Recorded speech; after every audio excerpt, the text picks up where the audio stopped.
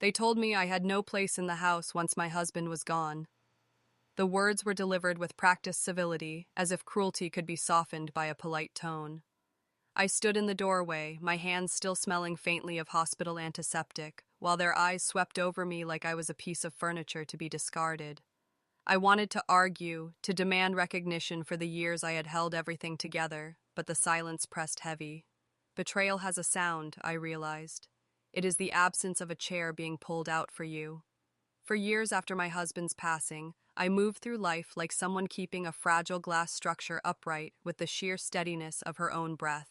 I woke before dawn, walked into rooms heavy with fluorescent lights that hummed like insects, and lowered myself into a chair that creaked as though it had been asked to bear too much for too long. The desk I sat at was scarred, its surface overburdened with stacked folders, curling post-it notes, and a wilting plant whose leaves had browned from neglect, though no one seemed to notice. My job was simple in description, but endless in demand. To keep the system running when no one else had the patience to do so, to reconcile accounts down to the last coin, to smooth the jagged edges of numbers so the firm's reports looked effortless, and to absorb blame quietly when mistakes made by others found their way to my desk. I carried this weight not because I lacked ambition, but because I had been taught, by my late husband, by my upbringing, that loyalty was the invisible currency of stability, and that if I proved myself long enough, recognition would arrive with the quiet inevitability of dawn. Yet each quarter ended with another shrug from management, another speech about budgets tightening, another reminder that we will revisit this discussion soon. The office itself felt like a theater dining. Iron to mute the spirit. Paint peeled along the baseboards as if even the walls were tired of pretending. The air was thick with the mingled odors of burnt coffee and reheated lunches. My colleagues spoke in hushed voices that stopped when I entered, not out of respect but out of calculation, as though my presence required them to reconsider what truths could safely be spoken. And at the center of it all sat him, the man whose approval had become a gate locked tight against me. He did not raise his voice, nor did he insult directly. Instead, he spoke with the polished cadence of someone who had memorized every phrase of corporate civility. "We appreciate your consistency. Not everyone has your patience. It is rare to find someone so dedicated." These words, coated in a kind of sterile warmth, were delivered while his eyes slid toward the clock, toward his phone, toward anyone but me. When I stayed late to complete a project others abandoned, he would offer a smile that never touched his expression, as though acknowledgement itself cost him more than my sacrifice had cost me. I tried to convince myself that such small tokens of recognition were enough, that my loyalty was not misplaced, that endurance itself was a form of strength. But as the years folded one into another, I began to feel the walls pressing closer, the ceiling dropping lower, the fluorescent lights buzzing louder until they became indistinguishable from the sound of my own pulse. Suppression became survival. I stored each disappointment in the quiet chamber of my chest, hoping that one day, when the right key turned, everything I had endured would be transformed into respect. Instead, all I felt was the slow suffocation of a life reduced to waiting for permission that never came. It happened quietly, without any grand declaration, in the stillness of an afternoon when the office seemed to be sagging under its own weight. The plant on my desk had surrendered another leaf, its yellowed edge curling into itself before dropping onto the paperwork I had just finished sorting, and for the first time I did not sweep it away. I let it rest there, as though it were a signature marking the end of something. My computer screen glowed a dull gray, reflecting the hollow lines of my face, and instead of opening another spreadsheet, I opened a blank document. Fingers hesitated, then began typing. My name, my history, the years of overlooked labor distilled into lines of experience that could be read by strangers and perhaps finally understood. The act felt subversive, like whispering in a church, but I kept going. Skills, projects, achievements that had been tucked into footnotes of reports suddenly stood alone, breathing on their own. I minimized the file every time footsteps passed, heart tightening at the thought of discovery, but always returned to it, like a moth circling the faintest flame. Later, when the hush of the office deepened and colleagues bent their heads together in murmurs I was not meant to hear, I opened LinkedIn, scrolling through postings with cautious detachment. Most seemed out of reach, belonging to someone younger, someone chosen, someone whose loyalty had not been weaponized against them. Yet a flicker moved within me, an almost forgotten ember of possibility, whispering, what if? What if the years had not been wasted? What if the silence I endured could be translated into strength elsewhere? What if my worth did not depend on the nod of one man whose smile never reached his eyes? The thought did not settle into certainty, nor did it drive me to act immediately. It hovered instead, fragile but insistent, like the thin line of light that sometimes slipped through the blinds at dusk, reminding me that even the gloomiest room cannot keep the sun out forever. The message arrived, and a Tuesday afternoon, just as the office air had grown stale with the scent of burnt coffee and toner. My inbox was usually a collection of demands, urgent requests, flagged errors, reminders that bled red across the subject lines. But this one stood apart, its sender's name carrying a familiarity that pulled me upright in my chair. It was from a former client, someone I had once stayed late countless evenings to support, whose project had nearly collapsed before I pieced it back together line by line, budget by budget. The note was brief, almost modest, yet it carried the weight of recognition I had starved for. I remembered your diligence, the way you held things steady when no one else could. I am now leading a new division. Would you consider a conversation? For a long moment, I just stared, the fluorescent light above me flickering like it, too, was unsure if it had the right to shine. I typed and deleted several responses before finally agreeing to a call, setting my phone on the desk with the kind of care one gives to fragile glass. When the voice came through the line later that evening, it felt like stepping into air that was unexpectedly fresh after being sealed in a room too long. Warm, measured, sincere, it carried no hint of the condescension I had grown accustomed to. He spoke to me not as a placeholder, not as someone dependable only for her silence, but as a professional whose judgment had once saved him embarrassment and loss. I know the kind of work you do, he said gently, and I know how rare it is to find someone who does not just show up, but holds the line when everything is fraying. That is not loyalty wasted. That is strength misused by others who do not see it. His words seeped into the cracks I had long ago sealed shut, awakening a part of me that had been numbed by years of quiet dismissal. I listened more than I spoke, cautious not to let hope run ahead of reason, but even in my restraint I could feel the corners of my composure bending toward light. The call ended without promises, only an invitation, to consider possibilities I had nearly forgotten were mine to claim. And when I set the phone down, the office around me unchanged in its gloom, I realized that even if I did not yet decide, perspective itself had already shifted. I scheduled the meeting as one schedules a necessary surgery, knowing it would wound but hoping for repair. I arrived with my notes organized in clean columns, every achievement quantified, every late night, every salvaged account translated into figures no one could dismiss. The conference room was sterile under its unforgiving fluorescent glow, the table scarred by years of elbows and forgotten coffee rings. I began calmly, outlining the revenue I had directly stabilized, the projects I had carried to completion when others faltered, the efficiency improvements that had saved not only hours but thousands in wasted costs. My voice was steady, restrained, not the tremor of someone pleading, but the cadence of someone making a case built on facts, on merit, on the undeniable logic that contribution should warrant recognition. He listened, nodding at intervals, hands folded neatly in front of him as if in prayer, but his eyes flickered with the same restless detachment I had seen in every other conversation that ended in dismissal.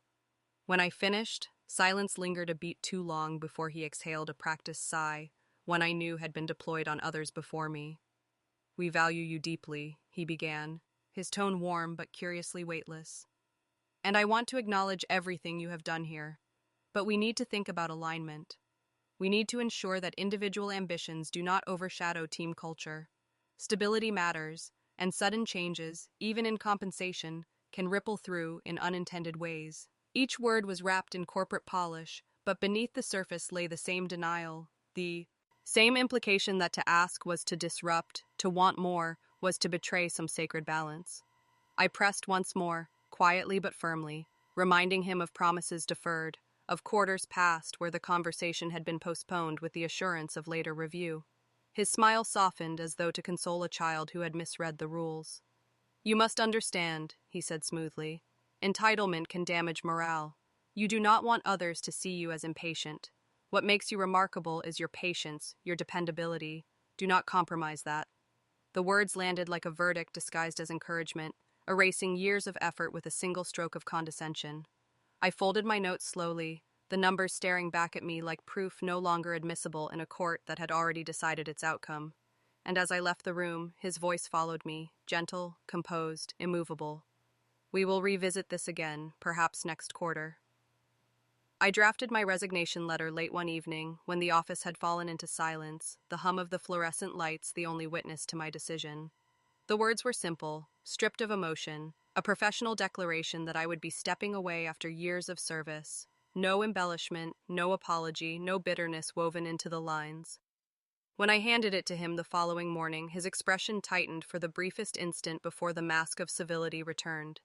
He read it once, then placed the page carefully on the desk as though handling something fragile, his voice slow and deliberate.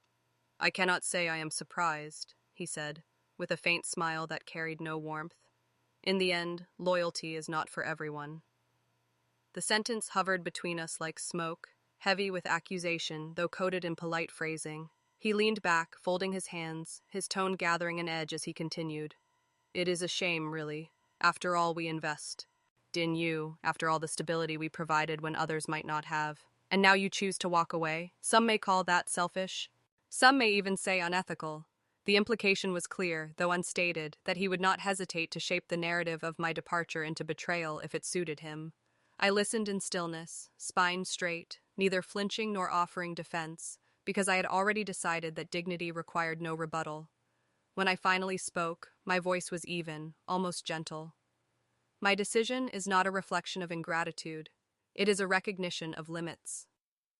His smile hardened, the kind of expression meant to remind me that gates could close as easily as they opened. Yet within days, the air around me shifted. My new employer, the one who had called with such rare sincerity, responded to the news with grace that felt like oxygen after years of suffocation. "We are honored you chose us," he said during our first formal conversation, his voice steady with loyalty that did not need to be tested. "And if anyone questions your integrity, they need only look at the record you have left behind."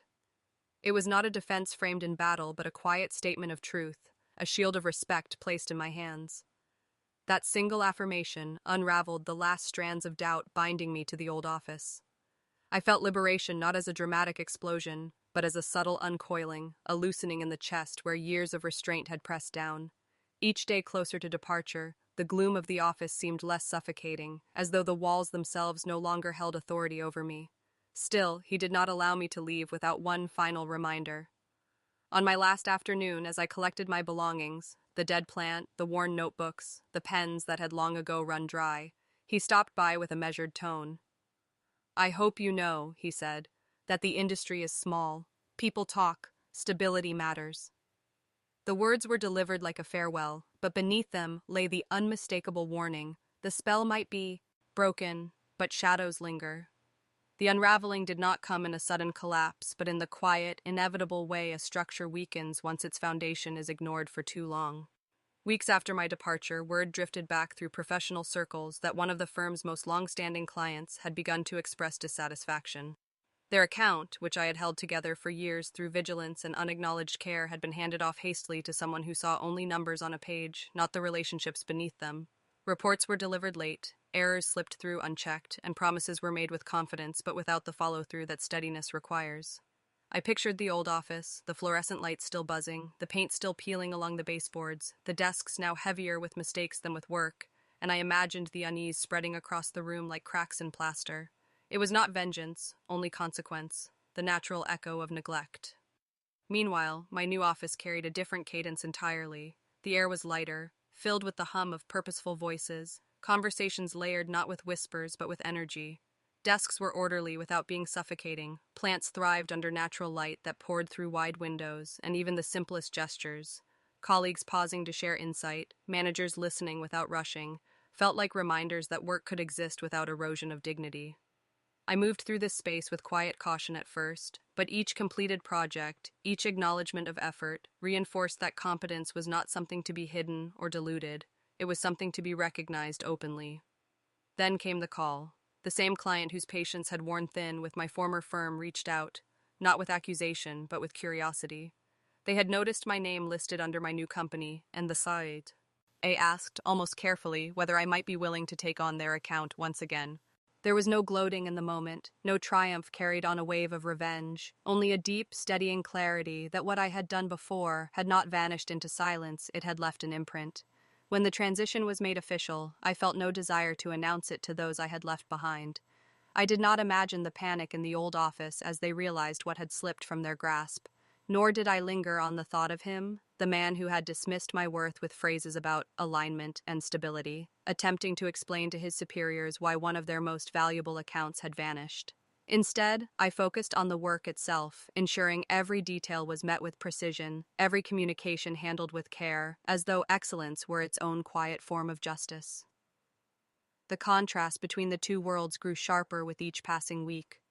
The old firm, dull and decaying, shadows lengthening in hallways where loyalty had once been squandered, and the new office, alive with momentum, a place where my presence did not feel like suffocation, but like breath finally released. In the end, it was not about what I had taken from them, but about what they had lost by failing to see. And in my silence, in my composure, I understood the lesson fully. Justice does not always announce itself with noise. Sometimes it arrives quietly, in the form of competence recognized where it is truly valued. The news reached me not through whispers but through a formal press release, its language polished yet trembling with the strain of concealment. The firm I had once sustained announced a strategic restructuring, a phrase that in our industry was nothing more than a veil for decline. Buried within the sterile sentences was the admission that several senior leaders were stepping down, that revenue projections had been adjusted, and that client retention had fallen below expectations. I did not need to read between the lines to know what it meant. The cracks that had begun with neglect were now visible enough to require public explanation. A colleague from the old office forwarded the memo to me with a brief note: "You were right to leave," and I felt no surge of triumph, only a quiet recognition that inevitability had simply taken its course. Soon after, I began hearing that others were leaving as well, not in anger but in resignation, carrying their talents elsewhere, unwilling to remain bound to a culture that consumed loyalty without nourishment. The image of that office returned to me, fluorescent lights still buzzing over empty chairs, peeling paint curling further from the walls, whispers growing louder in spaces where stability had once been claimed as a virtue, and I saw clearly how blind spots had done the damage no rival ever needed to inflict. He, the man who had dismissed my worth with gentle condescension, now stood at the center of scrutiny, his polished phrases no longer sufficient to disguise the erosion that had taken root under his watch. Yet I felt no impulse to gloat, no need to claim that the downfall was mine to own. It was not. It belonged entirely to the choices made there, the refusal to see, the dismissal of effort, the weaponization of civility that had silenced too many voices for too long. As for me, I continued forward, my work steady, my presence unannounced yet undeniable, aware that sometimes the most profound justice does not arrive in applause or retribution, but in the clarity of watching consequences unfold exactly as they were sown. I sat across from my closest friend in the quiet corner of a cafe that smelled faintly of roasted beans and sunlight, stirring my tea without urgency, letting the steam rise between us like a soft curtain. I spoke of the past months with measured calm, recounting the years of silent labor, the repeated dismissals, the subtle erasure of my contributions, and for the first time aloud, I allowed the words betrayal and disregard to surface without apology or defensiveness. My friend listened, nodding, understanding that loyalty, once given in good faith, could be twisted into invisibility, and that merit, no matter how evident, could be weaponized against its possessor. Yet the conversation did not linger on bitterness. It shifted, as these things do, toward possibility and responsibility. I reflected on what had been taken from me, my belief in the fairness of systems, the dignity I had assumed would accompany effort, the quiet assurance that steadfastness would be recognized. But in that reflection, I found perspective. I began to speak of initiatives I had started in my new firm, structures designed to prevent the type of oversight and dismissal I had endured, ways to ensure that diligence would be visible and valued, that recognition would not be contingent on the whims of those who equated power with civility rather than competence. And as I listened to a young colleague describe her frustrations, I realized the opportunity I had longed for was now mine to extend. Mentorship not born of obligation but of choice, guidance not limited to the tasks at hand but toward building equitable spaces where others could thrive without fear of erasure. I left the cafe feeling the familiar weight of responsibility replaced by a lighter, deliberate sense of purpose, knowing that the lessons I had learned could now seed fairness elsewhere. Loyalty, I thought, is a language spoken est when it flows both ways, in recognition as much as in giving, in dignity as much as in effort. And in that quiet realization, I understood that reclaiming my values was not a solitary act, but one that could ripple outward, shaping not just my path, but the paths of those who would follow.